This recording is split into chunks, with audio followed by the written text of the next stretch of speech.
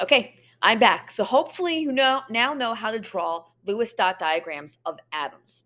So let's get to what happens after. Because atoms aren't always stable, so they become more stable by becoming ions. So now we're going to draw ions. So we're finished with the atoms.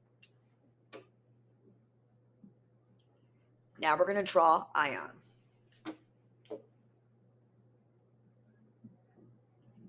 Okay. So, drawing ions. Still doing Lewis diagrams,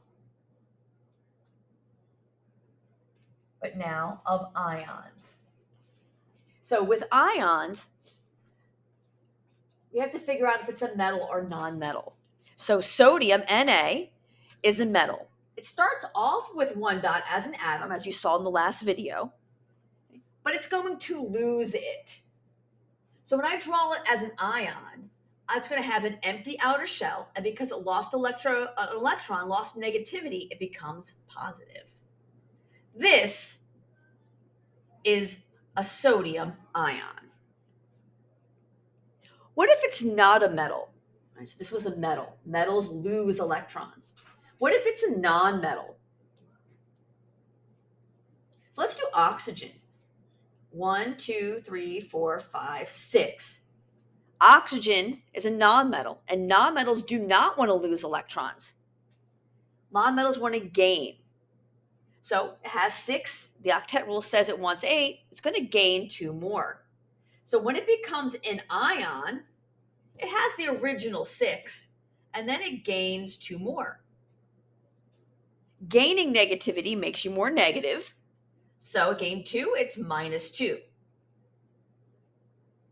So this oxygen atom became an oxide ion. Remember, negative ions or anions get that special ending, IDE. Sodium stays sodium, it's a sodium ion. Oxygen becomes an oxide ion.